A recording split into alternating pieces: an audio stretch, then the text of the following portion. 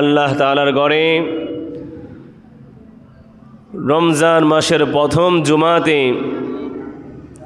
বরকতি এই মাসের প্রথম জুমাতে, কোরআন নাজিলের এই মাসের প্রথম জুমাতে আল্লাহ তাআলা তার পবিত্র দরবারে, পবিত্র ঘরে জুমার সালাত আদায় করার জন্য তার সাথে সাথে দু একটি কথা বলার এবং শোনার তৌফিক দিয়েছেন। আমরা প্রত্যেকে দিল থেকে উচ্চ আওয়াজে শুকর আদায় করে বলি আলহামদুলিল্লাহ। আপনাদের মনে আছে নিশ্চয়ই, আপনারা জানেন রজব মাস যখন শুরু হয়েছিল, রজব মাসের চাঁদ যখন আকাশের কোণে উদিত হয়েছিল, ওই দিন থেকে আজও পর্যন্ত আমরা একটা দোয়া বেশি বেশি বলেছিলাম, পড়েছিলাম, আমল করেছিলাম। কি যেন দোয়াটা? আল্লাহুম্মা বারিক লানা ফি রজব ওয়া শাবান ওয়া বাল্লিগনা রমাজান। পড়ছি কিনা? আল্লাহ আমাদের ডাক শুনছেন কিনা? আল্লাহ আমাদের হায়াত বাড়াইছেন কিনা? আজও পর্যন্ত আমাদের হায়াত বিদ্যমান কিনা? এজন্য দিল থেকে আবার বলি আলহামদুলিল্লাহ। আরও চিৎকার করে ইমানের আওয়াজ বলি আলহামদুলিল্লাহ। সমস্ত নিয়ামত দেনেওয়ালা একজন তিনি কে? সমস্ত ইবাদতের উপযুক্ত একজন তিনি কে? পৃথিবীতে আসছি কার গোলামি করার জন্য? যতদিনে দেহের মধ্যে প্রাণ থাকে কার গোলামি করব? ইনশাআল্লাহ কার গোলামি করব?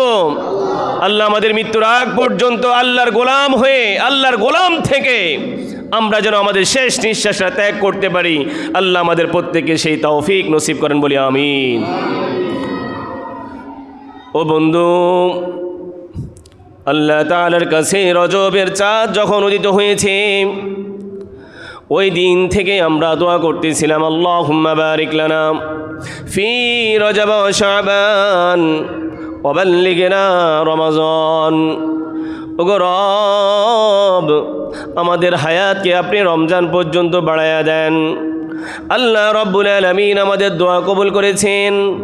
আবার এমনও তো আছে আমাদের মাঝে অনেকে তো চলে গেছেন কি না? আমাদের সাথে অনেকে ছিল, এখন তারা নাই, আছে কিনা এরকম? আল্লাহ টাকা চাড়া দিয়ে চলে গেছে না ওনারা?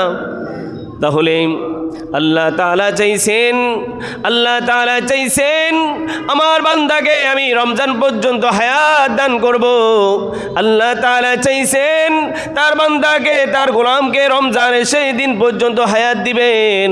আল্লাহ তাআলা চাইছেন বলে আল্লাহ এখনও আমাদের হায়াতকে বাড়ায় দিয়েছেন, আলহামদুলিল্লাহ।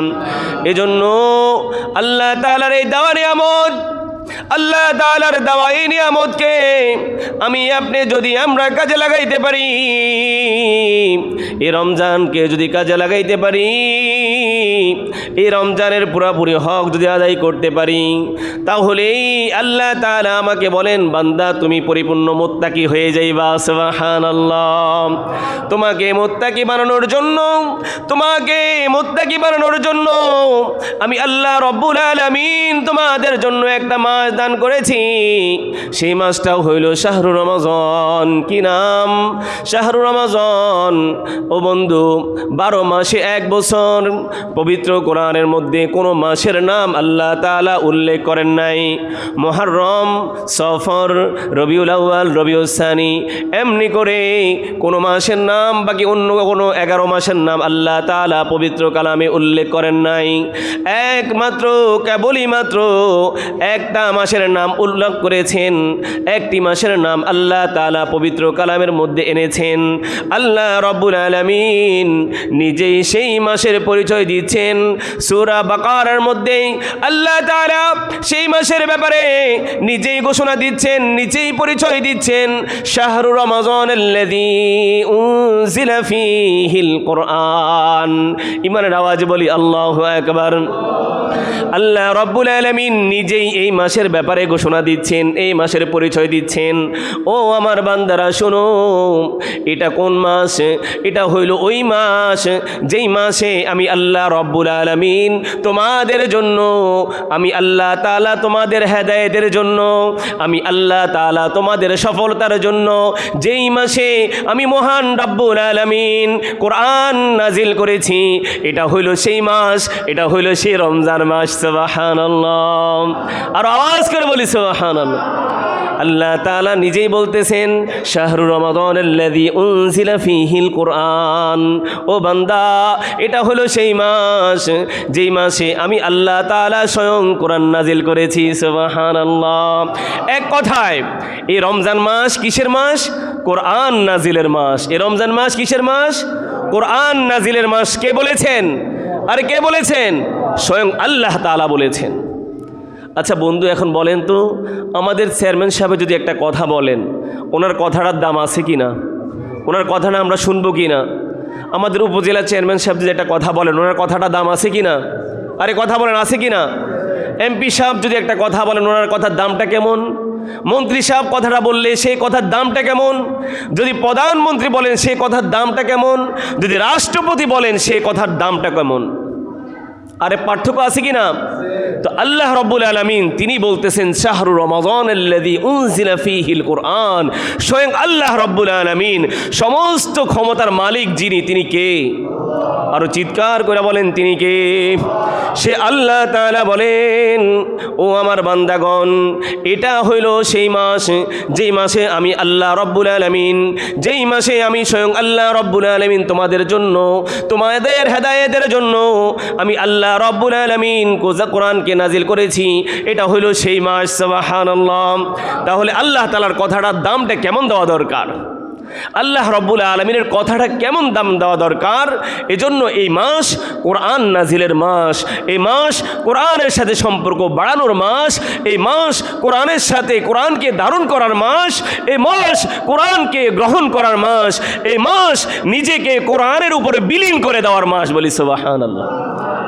ইমাম জোহরি রহমতুল্লাহি আলাইহি কিতাবে পাওয়া যায়, ইমাম জোহরি রহমতুল্লাহি আলাইহি তিনি যখন এই মাস আসতো, এই রমজান মাস আসতো যখন, ইমাম জোহরি রহমতুল্লাহি আলাইহি এই মাসে শুধুই কোরআন তেলাওয়াত করতেন, এই মাসে শুধু কোরআনের উপরে আমল করতেন। সুবহানাল্লাহ। ইমাম মালিক রহমতুল্লাহি আলাইহির ব্যাপারে পাওয়া যায়, ইমাম মালিক রহমতুল্লাহি আলাইহি এই রমজান মাস যখনই আসতো, ইমাম মালিক রহমতুল্লাহি আলাইহি অন্য কিছু পড়তেন না, অন্য কিছু পড়াতেন না, অন্য কোনো বিষয় পড়তেন না, পড়াইতেন না। ইমাম মালিক রহমতুল্লাহি আলাইহি শুধুই একটাই কিতাব পড়তেন আর পড়াইতেন, সেটা হইল একমাত্র কোরআন। সুবহানাল্লাহ। আরো জোরে বলি সুবহানাল্লাহ। কষ্ট হইতেছে আপনাদের? আরে রোজা রাখছি, রোজা রাখছি, কষ্ট কথা বলতে তো কষ্ট আছে, কষ্ট হইতেছে? আরো জোরে বলি সুবহানাল্লাহ।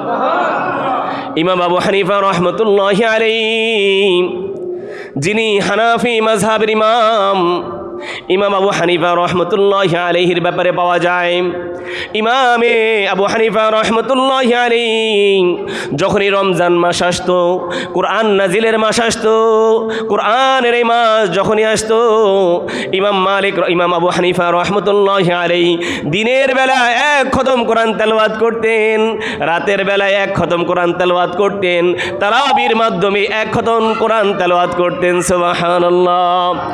আরে দিনের বেলা এক খতম হলে 30 দিনে কয় খতম? আরে জোরে বলে না মনির ভাই, কয় খতম? রাতের বেলা এক খতম হইলে 30 রাতে কয় খতম? মোট কত খতম হইল? 60 খতম হইল। তারাবির মাধ্যমে এক খতম কয় খতম হইল?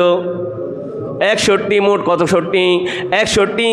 দিনের বেলায় এক খতম, রাতের বেলায় এক খতম, 30 60। আবার তারাবির মাধ্যমে এক খতম কত হয়েছে? 61 খতম। কত খতম? 61 খতম। ইমাম আবু হানিফা রহমতুল্লাহি আলাইহি যখন রমজান মাস পাইতেন, যখন রমজান মাস আসতো, যখনই কোরআন নাজিলের মাস আসতো, ইমাম আবু হানিফা রহমতুল্লাহি আলাইহি এই এক মাসে 61 বার কোরআন খতম করতেন। সুবহানাল্লাহ। তাহলে কেমন মাস, কেমন দামি মাস! আমাদের আকাবিররা ইমামগণ কেমন আমল করেছেন, তাদের আমলের সাথে যদি আমাদের আমলটা মিলাই, আরে কথা বলে না, তাদের আমলের সাথে আমাদের আমলটা মিলাইলে কি এমনও তো আছে যে আমরা এই যে রমজানে আজকে 2 দিন চলতেছে, আমরা তো এমন অনেকে আছি যে কোরআন শরীফটা একটু দৈরাও দেখি নাই, আছে কি না? আবার খতম তো বহু দূরের কথা। তাহলে ওনারা রমজান মাসে 61 বার কোরআন খতম করেছেন। ও বন্ধু, ইমাম আবু হানিফা রহমতুল্লাহি আলাইহি মালাকুল মউত যখন চলে আসছে, মৃত্যুর সাথে পাঞ্জা লড়তেছে, ওনার পাশে বসে ওনার মেয়ে কান্না করতেছেন, বাবার জন্য শোকে কান্না করতেছেন মেয়ে। ইমাম আবু হানিফা রহমতুল্লাহি আলাইহি মেয়েকে সান্ত্বনা দিচ্ছেন। মুমূর্ষু অবস্থায় কার? বাবার। কান্না করতেছে কে? মেয়ে। বাবা মেয়েকে সান্ত্বনা দিচ্ছে, মা আমার তুমি কান্না কইরো না, কান্না কইরো না।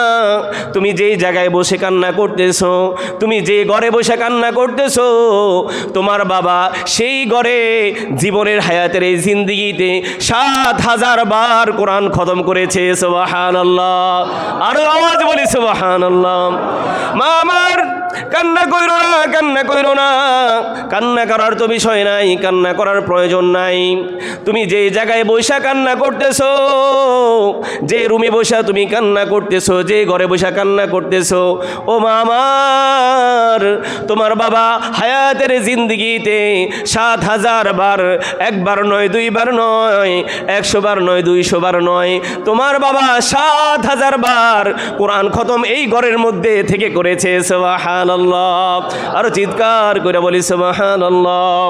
এজন্য বন্ধু, কোরআনের মাস, কোরআন নাজিলের মাস, আল্লাহ রাব্বুল আলামিন শুধুই একটা মাসের পরিচয় দিয়েছেন পবিত্র কালামের মধ্যে, সেটা হইল শাহরুর রমাজান। যে আল্লাহ তাআলা বলেন এটা হইল ওই মাস। ও বান্দা, আমি আল্লাহ তাআলা তোমাদেরকে ওই মাসে উপনীত করেছি যেই মাসে স্বয়ং আমি আল্লাহ তাআলা তোমাদের জন্য কোরআনকে নাজিল করে দিয়েছি। সুবহানাল্লাহ। এজন্য বন্ধু সারা বছরে তো আমরা আমাদের মতো করে চলেছি, সারা বছরে তো আমরা আমাদের মতো করে চলেছি, আমরা আমাদের মতো চিন্তা করেছি, আমরা আমাদের মতো কাজ করেছি। অন্তত এই একটা মাস, রমজান মাস যদি কাজে লাগাইতে পারি তো আল্লাহ তাআলা বলেন লাআল্লাকুম তাত্তাকুন, বান্দা আমি আল্লাহ তাআলা তোমার নামটা মুত্তাকির খাতায় লিখে দিব। সুবহানাল্লাহ। আরে মুত্তাকি হইতে রাজি আছি কিনা? ইনশাআল্লাহ বলে না? আল্লাহ তাআলা এই কোরআন নাজিলের মাস, এই মাস এতই দামি মাস, এজন্য কোরআনের সাথে সময় দিতে হবে, কোরআনকে ধারণ করতে হবে, কোরআনকে গ্রহণ করতে হবে, কোরআন অনুযায়ী জীবন চালাইতে হবে, কোরআন অনুযায়ী নিজের সংসার চালাইতে হবে, কোরআন অনুযায়ী নিজের সমাজকে চালাইতে হবে, কোরআন অনুযায়ী নিজেদের অর্থনীতি জীবনকে চালাইতে হবে, কোরআন অনুযায়ী নিজেদের সামাজিক জীবনকে চালাইতে হবে, কোরআন অনুযায়ী নিজেদের রাষ্ট্রকে চালাইতে হবে। রাজি আছি তো ইনশাআল্লাহ? আমরা কোরআন চিনি, কোরআন বুঝি, কোরআনের উপর আমল করি তো ইনশাআল্লাহ? করবো তো ইনশাআল্লাহ? কোরআন ছাড়া অন্য কোনো বিধান চিনি না, অন্য কোনো বিধান মানি না, মানব না ইনশাআল্লাহ। কোরআন এবং সুন্নাহর আলোকেই আমরা আমাদের জীবন গড়ব, আমাদের সমাজ গড়ব, আমাদের রাষ্ট্রকে গড়ার সেই চিন্তা এখন থেকে তৈরি করব ইনশাআল্লাহ। আল্লাহ আমাদের প্রত্যেককে কোরআনের উপরে পূর্ণভাবে আমল করবার তৌফিক নসিব করেন বলে আমিন। আরো দিল থেকে বলি আমিন। এজন্য কোরআন এমন দাবি মাস, কোরআনকে ধারণ করতে হবে। আমাদের আকাবিরদের জীবনী আমরা দেখলাম, ইমামদের জীবনী দেখলাম। এই কোরআনের মাস যখন আসতো ওনারা কোরআনকে কীভাবে ধারণ করতেন। এজন্য আমিও আপনিও যদি আমরা কোরআন পারি, আমি নিয়ত করি অন্তত আমি তো 61 বার খতম করার সেই সুযোগ আমার নাই, আমি এত ব্যস্ত আমার কোরআন খতম করার সময় আমার হাতে নাই। নিয়ত করি নেই অন্তত একটা খতম হইলেও যেন করতে পারি ইনশাআল্লাহ। ইনশাআল্লাহ যদি একটা খতম করতে নাও পারি, একটা সময় ছিল কোরআনের খেদমত করার মানুষ পাওয়া যেত না, কোরআন শিখার মানুষ পাওয়া যেত না, কোরআন শিখবো সেই লোকটা পর্যন্ত পাওয়া যেত না। একটা সময় এমন গিয়েছে যার কারণে অনেকে কোরআন শিখতে পারেন নাই, পড়তে পারেন না। অন্তত সে এহসাসটা পয়দা করেন দিলের মধ্যে, হায়রে আমি তো কোরআন পড়তে জানি না, অন্তত দিনে একবার হইলো কোরআনটা নিয়ে একটু বসি, কোরআনটাকে চুমু দেই, বুকের সাথে জড়াই, আর অন্তত আয়াতগুলোর উপরে আউযুবিল্লাহ বিসমিল্লাহ পড়ে অন্তত এর উপরে আঙ্গুলগুলা বুলাই। যদি আল্লাহ তাআলার দরবারে এই খেদমতটাও কবুল হয়ে যায়, আল্লাহ তাআলার দরবারে যদি এই নজরানাটাও যদি কি কবুল হয়ে যায় যে আমার বান্দা পড়তে পারে না, আমার বান্দা পড়তে জানে না, পড়ার কোনো ব্যবস্থা ছিল না, অন্তত কোরআন নাজিলের মাসে আমার বান্দার ভিতরে সেই অনুভূতিটা পয়দা হয়েছে, সে শিকার আগ্রহ হতে কোরআনকে ধারণ করেছে, বুকে নিয়েছে, চুমু খেয়েছে এবং কোরআনকে বুকে নিয়ে চোখের পানি ছেড়ে আমার কাছে ক্ষমা চেয়েছে এবং হাতের ইশারায় আয়াতগুলোর উপর অন্তত হাত বুলিয়েছে, আমার বান্দাকে এই উসিলায় আমি মাফ করে দিলাম। বলি সুবহানাল্লাহ। পারেন কি পারেন না? আর আল্লাহ পারেন কি পারেন না? ইন্নামাল আমালু বিন্নিয়াত, বুখারী শরীফের প্রথম হাদিস। আল্লাহ রাসূল সাল্লাল্লাহু আলাইহি সাল্লামের অগণিত হাদিসের ভান্ডারের মধ্য থেকে বুখারী শরীফের প্রথম হাদিস, আল্লাহ রাসূল সাল্লাল্লাহু আলাইহি সাল্লাম ইরশাদ ফরমান, ইন্নামাল আমালু বিন্নিয়াত, বান্দা তুমি যদি নিয়তকে খালেস করে আল্লাহ তাআলার জন্য নিজেকে বিলায়া দাও, তো আল্লাহ তাআলা তোমার নিয়তকে দেখবেন, আল্লাহ তাআলা অন্য তোমার কোনো কিছু দেখবেন না। এজন্য মুসলিম শরীফে আল্লাহ রাসূল সাল্লাল্লাহু আলাইহি সাল্লাম বলেন, ইন্নাল্লাহা লা ইয়ানজুরু ইলা সুওয়ারিকুম ওয়া আমওয়ালিকুম ওয়ালাকিন ইয়ানজুরু ইলা কুলুবিকুম ওয়া আমালিকুম। বলি সুবহানাল্লাহ। এই হাদিসে আল্লাহ রাসূল সাল্লাল্লাহু আলাইহি সাল্লাম বলেছেন, আল্লাহ তাআলা বান্দার আকার আকৃতি দেখেন না। আল্লাহ তাআলা বান্দার আকার আকৃতি দেখেন না, কে কত বড়, কে কত ধনী, কার চেহারা কত সুন্দর, কে কালো, কে ফর্সা, কে রিকশাওয়ালা, কে প্রফেসর, কে অ্যাডভোকেট, যে মিনিস্টার, কে প্রধানমন্ত্রী, কে উপমন্ত্রী, কে প্রধানমন্ত্রী, এগুলো আল্লাহ তাআলা দেখেন না। আল্লাহ তাআলা বান্দার দেখেন তার নিয়ত আর তার আমল। বলি সুবহানাল্লাহ। আরো জোরে বলি সুবহানাল্লাহ। এই জন্য দোস্ত, কোরআনের মাসকে, কোরআনকে ধারণ করবো তো ইনশাআল্লাহ। ইনশাআল্লাহ। যদি কেউ না পারেন, হুজুর আমি তো পড়তে পারি না, আলহামদুলিল্লাহ সুম্মা আলহামদুলিল্লাহ, এত বড় এক মাদ্রাসা করেছেন, এত বড় এক দ্বীনি মাদ্রাসা করেছেন, 15 জন আছি আলহামদুলিল্লাহ আমরা, 15 জন। কতজন? আপনারা যদি সময় দেন যে হুজুর আমরা একটু কোরআন শিখব, এই রমজান মাস দুনিয়াকে একদিকে ছেড়ে, দুনিয়ার সব ব্যস্ততা একদিকে ফেলে, সংসারকে একদিকে ফেলে, হুজুর অন্তত নামাজটা সহির জন্য শেষ 10টা সূরা অন্তত সহি করব, হুজুর একটু সময় দেন। আপনারা শুধু বলেন, আমরা তৈরি আছি ইনশাআল্লাহ। শিখবেন তো ইনশাআল্লাহ ভাই? নামাজ সহির জন্য অন্তত শেষের আলাম তারা থেকে নাস পর্যন্ত এই 10টা সূরা শিখে নেন, সূরা ফাতিহা শিখে নেন, দুরূদ শরীফ শিখে নেন, তাশাহুদ শিখে নেন, দোয়া মাসুরা শিখে নেন, দোয়া কুনুতটা শিখে নেন। অন্তত যদি এই বেসিক প্রাথমিক এই যদি এই আমলগুলো, এই এলেমগুলো যদি শিখে নেন, আপনার সারা জীবনের ইবাদত করা সহজ হয়ে যাবে ইনশাআল্লাহ। শিখবেন তো ইনশাআল্লাহ?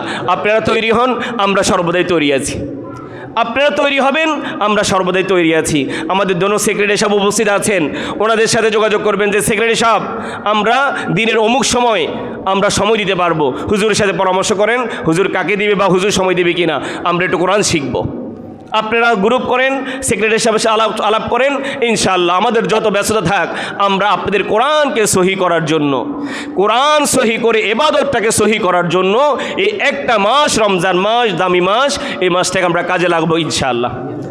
এই জন্য আপনারা হিম্মত যদি করেন, আমরা তৈরি আছি, শিখবো তো ইনশাআল্লাহ। ও বন্ধু, কোরআন মাস, কোরআনের মাসের ব্যাপারে ফজিলত গেল, এই মাসের ব্যাপারে আল্লাহ তাআলার এলান গেল।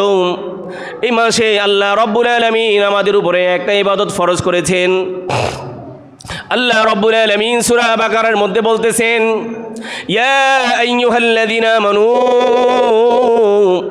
কুতিবা আলাইকুমুস সিয়াম কামা কুতিবা আলাল্লাযীনা মিন ক্বাবলিকুম লাআল্লাকুম তাত্তাকুন। ঈমানের আওয়াজে বলি আলহামদুলিল্লাহ। আল্লাহ তাআলা আমাদেরকে রমজান দিয়েছে, আমরা খুশি না বেজার? আরে খুশি না বেজার? দিল থেকে বলি আলহামদুলিল্লাহ। না না, মনে মনে আল্লাহর গালি দিতেছেন। আল্লাহ বুঝি আর কাম পাইল না। 30টা দিন, কতটা দিন? 30টা দিন রোজা দিল, কেমন জুলুমের কথা।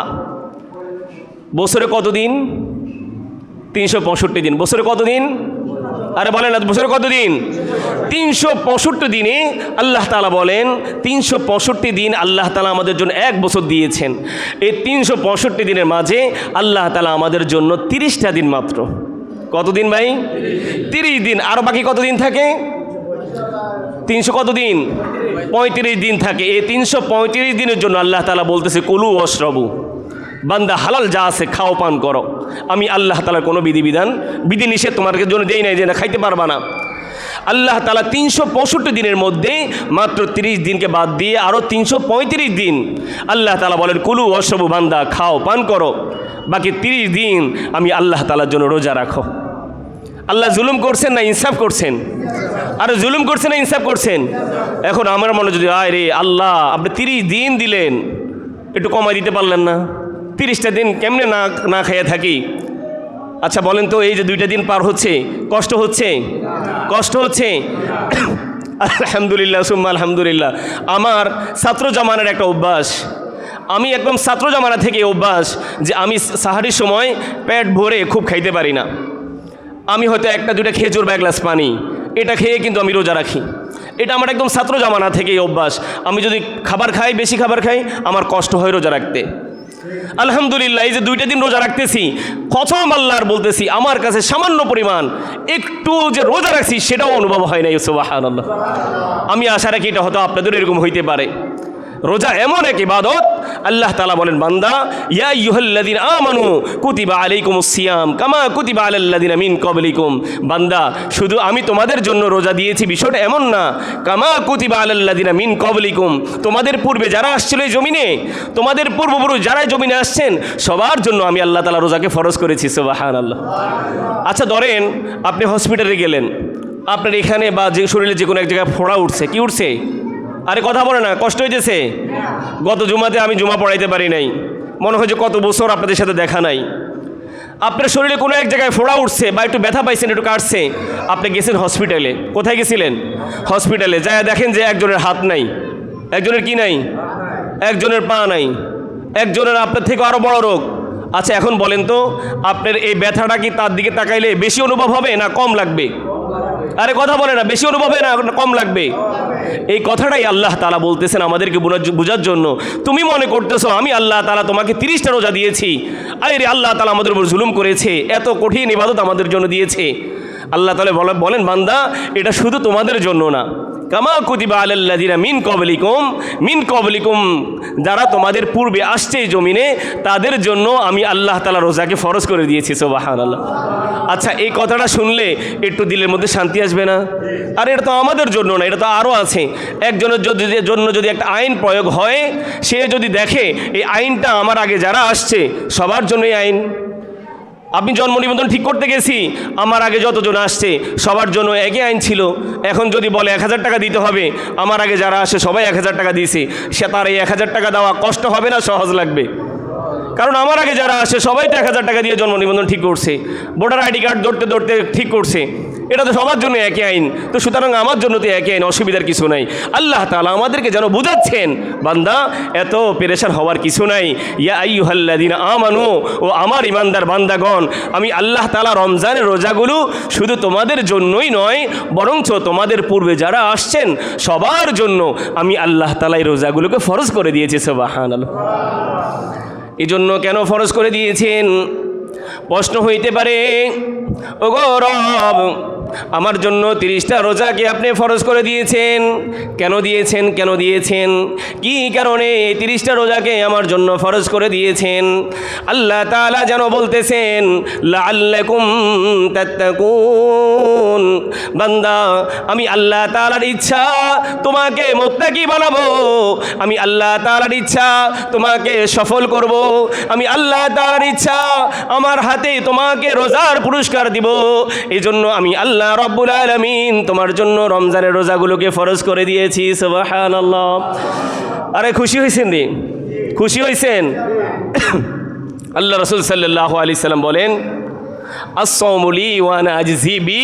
আল্লাহ তাআলা যেন বান্দাকে বলতেছেন, বান্দা রোজা আমার জন্য, আর আমি আল্লাহ তাআলা নিজ হাতে তার প্রতিদান দান করব। সুবহানাল্লাহ। আল্লাহ তাআলা বলতেছেন রোজা আমার জন্য, আর আমি আল্লাহ তাআলা নিজ হাতে তার প্রতিদান দান করব। সুবহানাল্লাহ।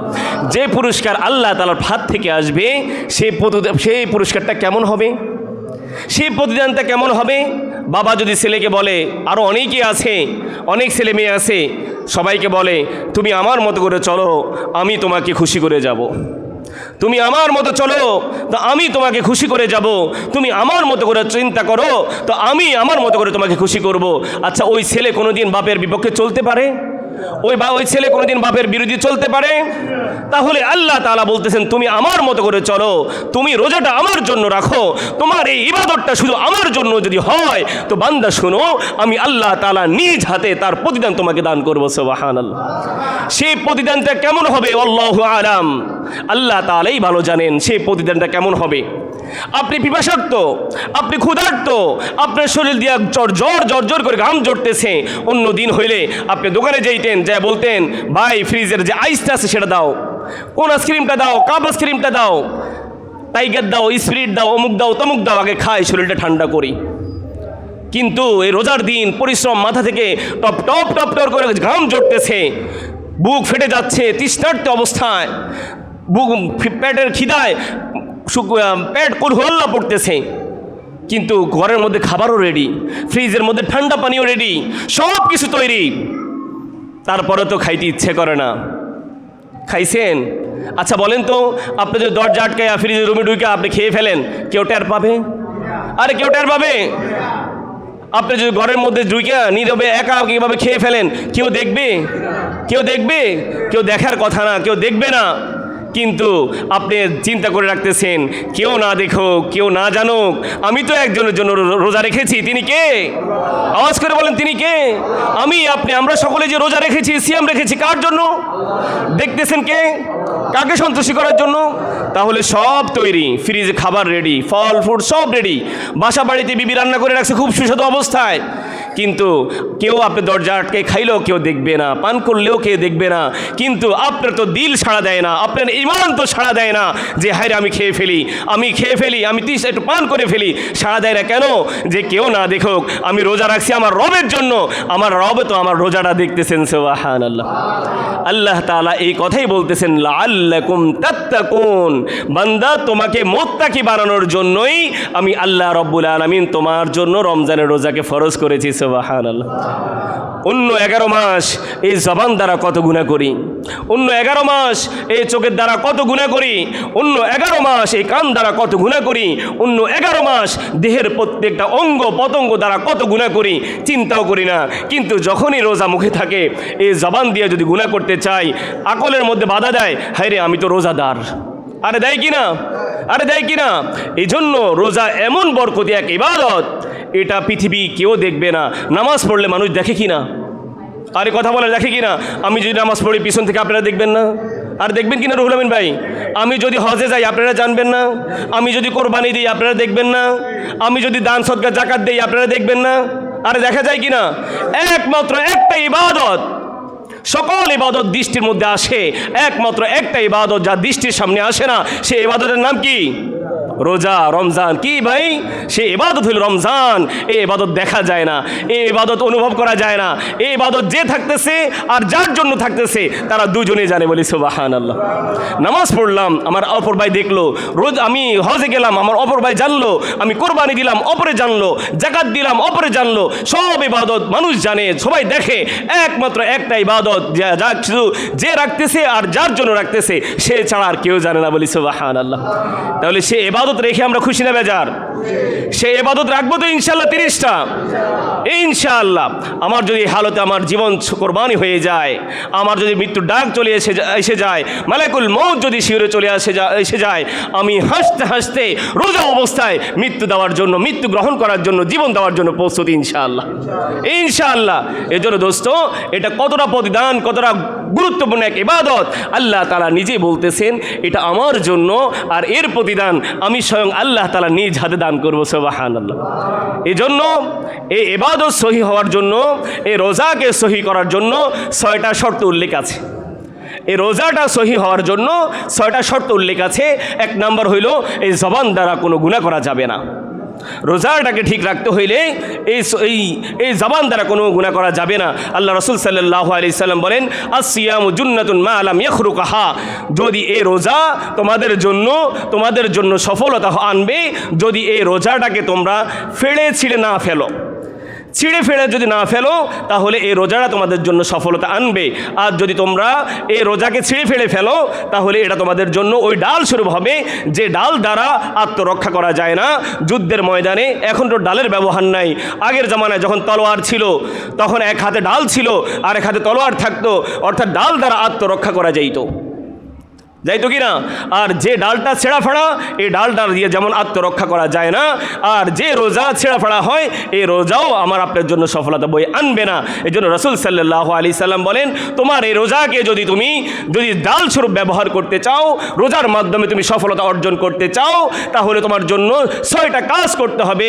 1 নম্বর হলো জবান দ্বারা গুনাহ ছেড়ে দিতে হবে।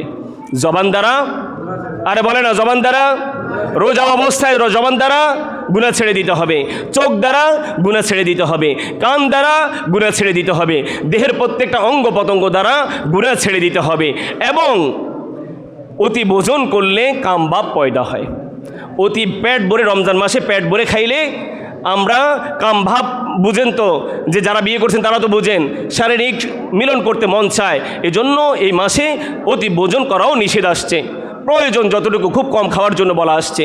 আবার ষষ্ঠ শর্ত হইল আল্লাহ তাআলার কাছে রুজু থাকতে হবে এবং আল্লাহর রহমতের আশায়, আল্লাহর আযাবের ভয়ে নিজের পয়দা করে, আল্লাহ আমার রোজাটা যেন কবুল হয়ে যায়, আল্লাহ আমার রোজাটা কবুল করে নেন, আল্লাহ আমার ইবাদতটা কবুল করে নেন। সে আশা আল্লাহর কাছে রাখলে এই 6টা শর্ত যদি পাওয়া যায় তাহলে আমার আপনার রোজা আল্লাহ তাআলার দরবারে কবুল হয়েছে বলে আশা করা যাবে ইনশাআল্লাহ। সবচেয়ে বড় ক্ষতিকারক হইল এই জবান, সবচেয়ে বড় ক্ষতিকর হইল এই জবান। এই জবানের দ্বারা আমরা অন্তত রমজান মাস 2টা গুনাহ ছেড়ে দিব ইনশাআল্লাহ। সবাই আমার সাথে বলেন ইনশাআল্লাহ। এই জবান দ্বারা 2টা গুনাহ ছেড়ে দিব ইনশাআল্লাহ। সবাই বলেন ইনশাআল্লাহ। সবাই পারবেন ইনশাআল্লাহ, আমার আশা আছে আপনারা সবাই পারবেন চেষ্টা করলে। জবানের দ্বারা সবচেয়ে মারাত্মক 2টা গুনাহ হয়ে যায়। এই 2টা গুনার কারণে আমাদের রোজাগুলো নষ্ট হয়ে যায়। সেই 2টা গুনাহ হইল, 1 নাম্বার, আমরা জবান দ্বারা মিথ্যা কথা বলবো না। জবান দ্বারা, আরে জবান দ্বারা 5-6 জন বলতেছে, নিয়ত করেন না ভাই, জবান দ্বারা মিথ্যা কথা বলবো না, জবান দ্বারা গীবত করব না, জবান দ্বারা গীবত করব না। 2টা কাজ যদি আমি করতে পারি রমজান মাসে, এই জবান দ্বারা 2টা কাজ যদি করতে পারি রমজান মাসে, তাহলে আমার আপনার রোজাটা আল্লাহ তাআলার দরবারে কবুল হয়েছে বলে আমরা আশা রাখতে পারি। এই জবান দ্বারা সবচেয়ে মারাত্মক 2টা গুনাহ, 1 নম্বর হইল জবান দ্বারা মিথ্যা বলা, 2 নম্বর হইল জবান দ্বারা গীবত করা। আল্লাহ তাআলা আমাদের প্রত্যেককে জবানের যত গুনাহ, চোখের যত গুনাহ, কানের যত গুনাহ, হাতের যত গুনাহ, দেহের প্রত্যেকটা অঙ্গ প্রত্যঙ্গের যত গুনাহ আছে, প্রত্যেকটা গুণগুলো থেকে বিরত থেকে একমাত্র আল্লাহর জন্য এক হয়ে আল্লাহর হুকুমটা পালন করবার আল্লাহ আমাদের প্রত্যেককে নসিব ফরমান বলি আমিন। ওয়া আখির দাওয়ানা আনিল হামদুলিল্লাহি রাব্বিল আলামিন। যারা কিবলা জুমা আদায় করে নেই,